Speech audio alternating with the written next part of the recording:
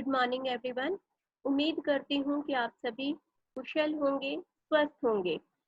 हमारे पाठ्यक्रम में कथाकार यशपाल जी द्वारा रचित सुप्रसिद्ध कहानी, ठीक है, सुप्रसिद्ध कहानी दुख का अधिकार बहुत ही अच्छी कहानी है जो कि कथाकार यशपाल जी द्वारा लिखी गई है। यशपाल जी कौन थे, ठीक है, कौन थे, कैसी रचनाएं लिखते थे, उन सब के बारे में पहले जानते हैं। यशपाल जी बहुत अच्छे लेखक हुए हैं, कथाकार हुए हैं और उनका जन्म 3 दिसंबर 1903 को हुआ था फिरोजपुर छावनी, उत्तर प्रदेश में, और उनकी मृत्यु 26 दिसंबर 1976 को हुई थी। उनका जीवन परिचय। यशपाल जी 3 दिसंबर 1903 को पैदा हुए थे। वो हिंदी साहित्य के प्रेमचंद उत्तर युगीन कथाकार है, यानी कि प्रेमचंद के बाद जो युग आया था, प्रेमचंद की कहानियों के बाद या प्रेमचंद के बाद जो युग आया था हिंदी साहित्य में, वो उनके उस युग के प्रसिद्ध कथाकार थे। ये विद्यार्थी जीवन से ही क्रांतिकारी आंदोलन से जुड़े थे। इन्हें साहित्य एवं शिक्षा के क्षेत्र में भारत सरकार द्वारा सन 1980 में पद्म भूषण से सम्मानित भी किया गया था।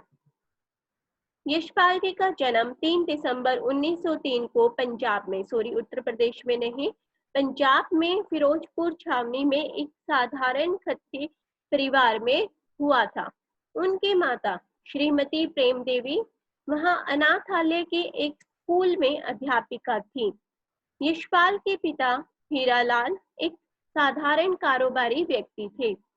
पिता की एक छोटी सी दुकान थी और लोग उन्हें लाला कहते पुकारते थे। अर्थात उनका जन्म पंजाब में फिरोजपुर छावनी में एक साधारण, एक मीडियम फैमिली में हुआ था, ठीक है।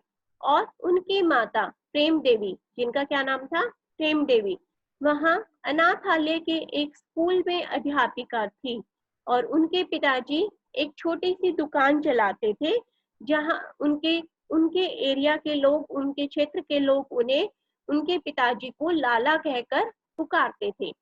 बीच बीच में वे घोड़े पर सामान लादकर फेरी के लिए आसपास के गांवों में भी जाते थे। अपने परिवार के प्रति उनका ध्यान नहीं था। अर्थात यशपाल के पिताजी हीरालाल जो थे, वो अपनी दुकान के कार्य में इतने ज्यादा व्यस्त हो जाते थे कि उन्हें अपने परिवार और बच्चों की तरफ ध्यान नहीं जाता था। इसलिए यशपाल की माँ अपने 2 बेटों यशपाल और धर्मपाल को लेकर फिरोजपुर छावनी में आर्य समाज में एक स्कूल में पढ़ाते हुए अपने बच्चों की शिक्षा दीक्षा के बारे में कुछ अधिक ही सजग थी। अर्थात वो चाहती थी कि उसके बच्चे अच्छी शिक्षा ग्रहण करें और वो एक अच्छे इंसान बने, लेकिन उनके पिताजी अपने बच्चों की तरफ ज्यादा ध्यान नहीं दे पाते थे।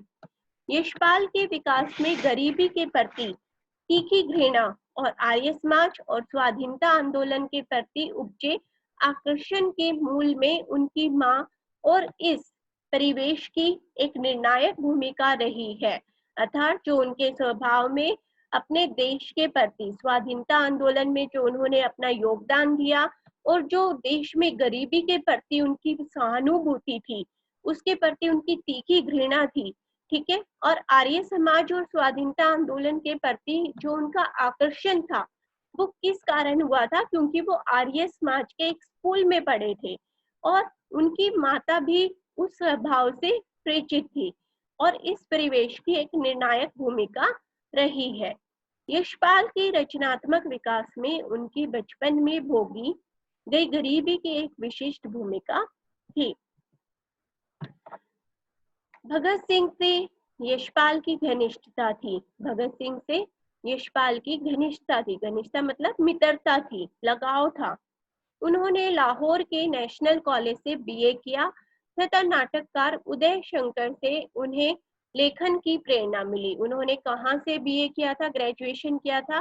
लाहौर के नेशनल कॉलेज से। तथा नाटककार जो नाटक लिखते थे उदय शंकर जी, उनसे प्रेरित होकर उन्होंने लेखन कार्य प्रारंभ किया। देशभक्त क्रांतिकारी चंद्रशेखर आजाद, सुखदेव से प्रेरित होकर उन्होंने क्रांतिकारी गतिविधियों में भाग लिया। जेल गए और वहां बरेली जेल में प्रकाशवती से विवाह किया। वे एक सफल कहानीकार हुए, निबंधकार हुए और नाटककार भी रहे हैं। अर्थात वो कहानियां भी लिखते थे, निबंध भी लिखते थे और नाटक भी लिखते थे।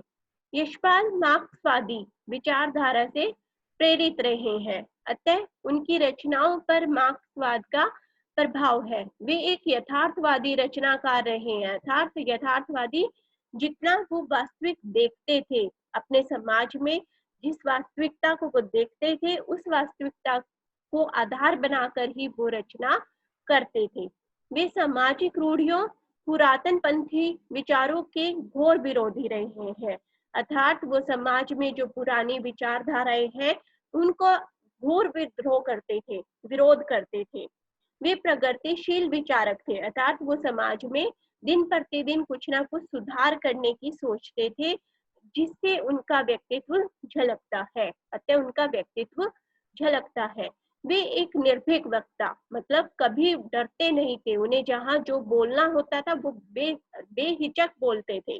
वो एक निर्भीक वक्ता थे, स्पष्टवादी थे, हमेशा स्पष्ट बोलते थे और राष्ट्रवादी लेखक थे। ठीक है, यशपाल जी को लिखने की प्रेरणा कहाँ से मिली थी?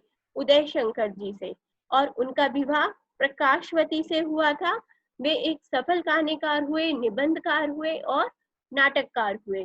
यशपाल जी की रचनाओं में उनकी यथार्थता देखने को मिलती है, उनकी वास्तविकता देखने को मिलती है और वे सामाजिक रूढ़ियों और पुरातन पंथी विचारों के घोर विरोधी थे। ठीक है, अंग्रेजों के विरुद्ध आंदोलन करते हुए उन्हें अनेक बार जेल जाना पड़ा। क्रांतिकारी दल से जुड़े रहने के कारण उनमें थोड़ी उग्रता देखने को मिली। यशपाल भारतीयता के साथ साथ पाश्चात्य विचारधारा से भी प्रभावित हुए। पश्चिम के खुलेपन से और व्यक्ति स्वतंत्रता से भी उनका लगाव रहा है।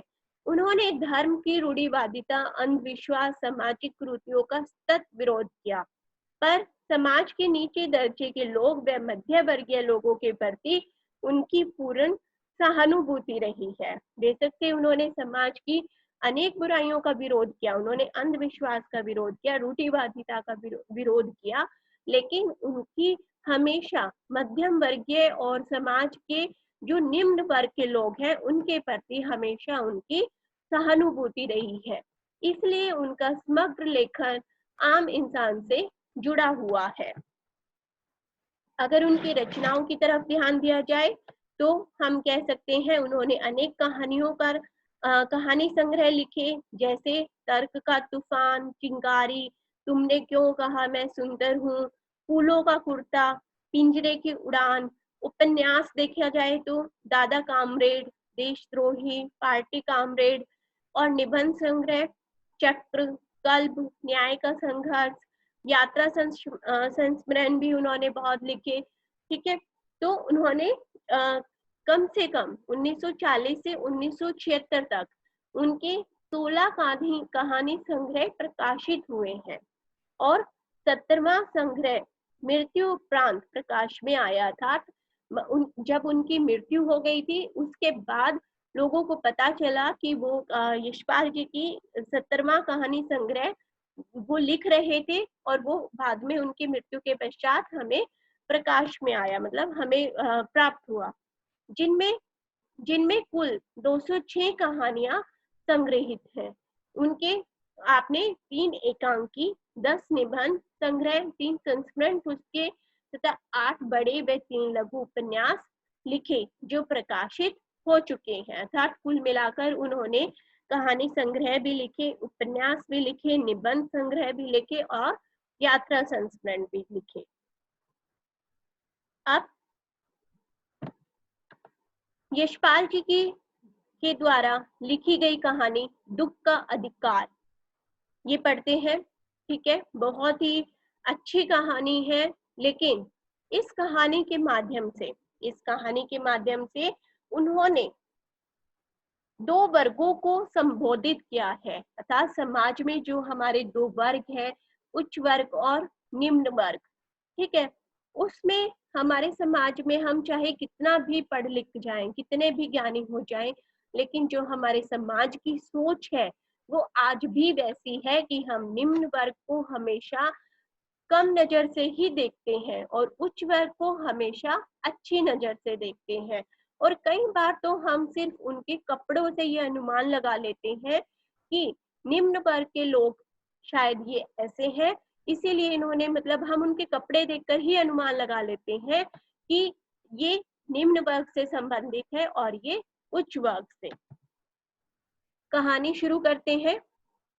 बाजार में फुटपाथ पर कुछ खरबूजे डलिया में और कुछ जमीन पर बिक्री के लिए रखे जान पड़ते थे। खरबूजों के समीप एक अधेड़ उम्र की औरत बैठी रो रही थी। खरबूजे बिक्री के लिए थे, परंतु उन्हें खरीदने के लिए कोई कैसे आगे बढ़ता।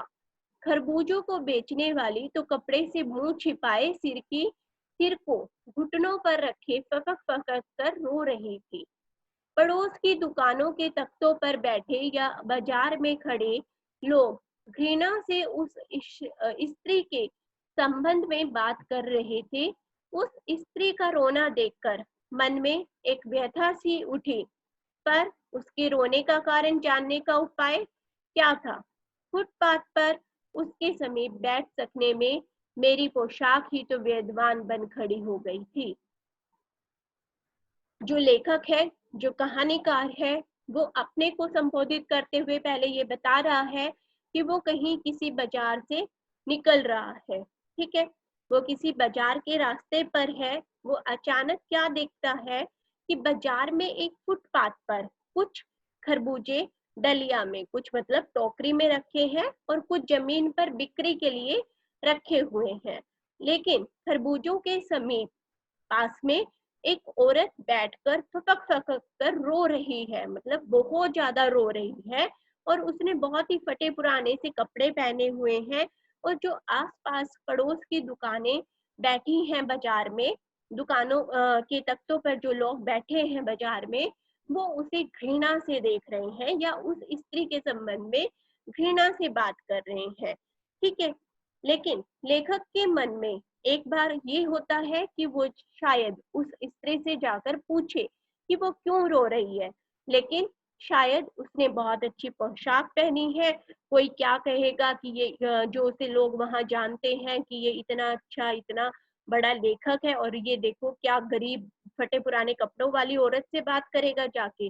कहीं ना कहीं उसके मन में आता है कि शायद आज ये मेरी पोशाक ही व्यवधान बन गई है, मेरी रुकावट बन गई है।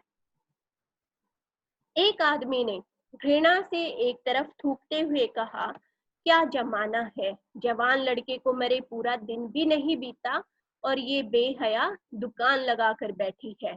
दूसरे साहब अपनी दाढ़ी खुजाते हुए कह रहे थे, अरे जैसी नियत होती है अल्लाह भी वैसी ही बरकत देता है। सामने के फुटपाथ पर खड़े एक आदमी ने दिया सलाई की तिल्ली से कान खुजाते हुए कहा, अरे इन लोगों का क्या है, ये तो कमीने लोग होते हैं। कमीने लोग रोटी के टुकड़े पर जान देते हैं। इनके लिए बेटा बेटी, खस्म लुगाई, धर्म ईमान सब रोटी का टुकड़ा है। वो बेचारी रो रही है, फुटपाथ पर बैठी हुई रो रही है, उसके कोई खरबूजे नहीं खरीद रहा। शायद कुछ लोगों को पता है कि अभी उसके बेटे की मृत्यु हुई है और कल ही उसके बेटे की मृत्यु हुई है, और लोग तरह तरह की बातें बना रहे हैं कि इस कमीनी औरत को, कुछ लोगों ने कहा उसे ऐसा कि इस नीच औरत को, कमीनी औरत को जरा सी भी शर्म नहीं आई और अपने खरबूजे उठाकर आज ही बाजार में बेचने चली आई। कल तो इसके बेटे की मृत्यु हुई है और आज ये बाजार में यहाँ बैठकर खरबूजे बेच रही है और रो रही है। परचून की दुकान पर बैठे लाला जी ने कहा, अरे भाई, उनके लिए मरे जिए का कोई मतलब नहीं, पर दूसरे के धर्म ईमान का तो ख्याल रखना होता। जवान बेटे के मरने पर 13 दिन का सूतक होता है और वह यहाँ सड़क पर बाजार में आकर खरबूजे बेचने बैठ गई। 1000 आदमी आते जाते हैं, कोई क्या जानता कि इसके घर में सूतक है। कोई इसके खरबूजे खा ले तो उसका ईमान धर्म कैसे रहेगा, क्या अंधेर है। जब एक कोई इंसान मर जाता है तो शायद उसके 13 दिन तक, ठीक है, 13 दिन तक उसके घर पे कोई भी खाना नहीं खाता या उसकी कोई घर की कोई भी चीज नहीं खाती। तो कुछ लोगों को यह वहम है कि ये औरत खरबूजे जो लेकर बैठी है, अगर जाने अनजाने कोई अनजान व्यक्ति इसके खरबूजे खा भी लेता है तो उसका ईमान धर्म कैसे रह जाएगा। उसको तो, वह तो जानता ही नहीं है कि कल ही उसके बेटे की मृत्यु हुई है और उसके घर में सूतक लगा हुआ है। पास पड़ोस की दुकानों से पूछने पर पता लगा कि उसका 23 वर्ष का जवान लड़का था। घर में उसकी बहू और पोता पोती है। लड़का शहर के पास 1.5 बीघा जमीन पर कछियारी करके परिवार का निर्वाह करता था। खरबूजों की डलियां बाजार में पहुंचाकर कभी लड़का स्वयं सौदे के पास बैठ जाता और कभी माँ बैठ जाती। लड़का परसों सुबह मुंह अंधेरे बेलों में से पके खरबूजे चुन रहा था कि गीली मेड़ की तरावट में विश्राम करते हुए एक सांप पर लड़के का पैर पड़ गया। सांप ने लड़के को डस लिया। आसपास की दुकानों से लेखक ने पूछने का प्रयास किया, जो लोग तरह तरह की बातें बना रहे थे। लेखक ने पूछना चाहा उनसे, तो पता चला कि कल वाले दिन ही उसके 23 साल का लड़का, जवान लड़का मर गया है। घर में उसकी बहू है और उस लड़के के 2 बच्चे भी हैं। लड़का शहर के पास 1.5 बीघा जमीन पर किसी के यहाँ नौकरी करता था, जमीन पर काम करता था और जो उस जमीन से, उस नौकरी से उसे पैसे मिलते थे, वो पैसे वो घर भेज देता था और उसी से उनका परिवार चलता था। खरबूजों की डलियां बाजार में पहुंचाकर कभी लड़का स्वयं सौदे के पास बैठ जाता तो कभी माँ को बैठा देता, अर्थात कभी जब उसे खेत में ज्यादा काम होता था तो उसकी माँ उन खरबूजों की देख रेख करती थी, अर्थात बेच देती थी। लड़का जब परसों सुबह मुंह अंधेरे पके खरबूजे चुन रहा था, बेलों में से पके खरबूजे चुन रहा था, तो एक डाली, एक गीली मोड़ जो तरावट से भरी हुई थी, पानी से जो नमी थी उसमें, वहां पर कोई सांप विश्राम कर रहा था, ठीक है। और लड़के का पैर अचानक से पड़ गया। सांप ने लड़के को डस लिया। लड़के की बुढ़िया माँ बावली होकर ओझा को बुला लाई। ओझा मतलब जो सांप का झाड़ा लगाता है, उस तरह का ओझा को बुला लाई और झाड़ना फूकना हुआ। नागदेव की पूजा भी हुई। पूजा के लिए दान दक्षिणा चाहिए। घर में जो कुछ आटा अनाज था, दान दक्षिणा में सब दे दिया बुढ़िया ने। माँ बहू और बच्चे भगवाना से लिपट लिपट कर रोए। भगवाना मतलब जो मेन कैरेक्टर है, जिस बेटे की उसकी मृत्यु हो जाती है, बुढ़िया के बेटे का नाम है भगवाना। भगवाना से लिपट लिपट कर रोए, पर भगवाना जो एक दफे चुप हुआ तो फिर ने बोला था, तो उसकी मृत्यु हो गई। सर्प के विष से उसका सब बदन काला पड़ गया, अर्थात जो सांप ने उसे काटा था, डसा था, उससे उसकी माँ ने बावली होकर नाग देवता की पूजा भी की, ओझा को भी बुलाया, झाड़ना फूकना भी किया, लेकिन जो कुछ दान दक्षिणा उसे चाहिए थी ओझा को, उसने सब दी, लेकिन जो उसका बेटा था भगवाना, वह नहीं बच सका, उसकी मृत्यु हो गई। जिंदा आदमी नंगा भी रह सकता है, परंतु मुर्दे को नंगा कैसे विदा किया जाए। अर्थात जब किसी मृत व्यक्ति को जलाया जाता है, अर्थात उसकी आखिरी यात्रा निकाली जाती है, तो उसे वस्त्र अवश्य पहनाए जाते हैं। अब उनके घर में कुछ भी नहीं बचा था खाने को, और कपड़े वगैरह भी उसको ऐसे ही थे उनके पास। तो लेकिन मुर्दे को नंगा कैसे विदा किया जाए, अर्थात उस फटे पुराने कपड़ों में उसे कैसे भेजा जाए। उसके लिए तो बजाज की दुकान से नया कपड़ा लाना ही होगा, चाहे उसकी माँ के हाथों के छनी कंकना ही क्यों ना बिक जाए। ठीक है, जो उसकी माँ ने हाथों में कंगन वगैरह पहने हुए थे, चाहे उन्हें बेचकर ही वो नया कपड़ा क्यों ना खरीदना पड़े। भगवाना परलोक चला गया। घर में जो कुछ चुनी भूसी थी उसे विदा करने में चली गई, अर्थात जो कुछ भी था उनके घर में वो सब उसको विदा करने में ही चला गया। बाप नहीं रहा तो लड़के सुबह उठते ही भूख से बिलबिलाने लगे। दादी ने उन्हें खाने के लिए खरबूजे दे दिए, लेकिन बहू को क्या देती, क्योंकि बहू को तो तेज बुखार था। अब बेटे के बिना बुढ़िया को दुअन्नी चुअन्नी भी कौन उधार देता। जब बेटा ही नहीं रहा, कोई कमाने वाला ही नहीं रहा, काम करने वाला ही नहीं रहा, तो किसके भरोसे पर उस बुढ़िया को कोई उधार देता। बुढ़िया रोते रोते और आंखें पोंछते पोंछते भगवाना के बटोरे हुए खरबूजे डलिया में समेटकर बाजार की ओर चली। और चारा भी क्या था, वो बेचारी करती भी क्या, जब उनके घर में कुछ बचा ही नहीं, ना उनके घर में खाने पीने को बचा, ना उनके घर में कपड़े ओढ़ने को बचा, कुछ भी नहीं बचा। यहाँ तक कि जो उसके हाथ के कंगन थे वो भी उसने बेच दिए। अब उसके घर में कुछ भी नहीं बचा। जो 2-4 खरबूजे रखे थे वो अपने पोता पोतियों को दे दिए खाने के लिए। अब बहू बुखार से तप रही है, उसको क्या खाने को दे। तो बुढ़िया ने क्या सोचा कि जो ये खरबूजे हैं वो डलिया में डाले उसने और वो बेचने के लिए निकल पड़ी।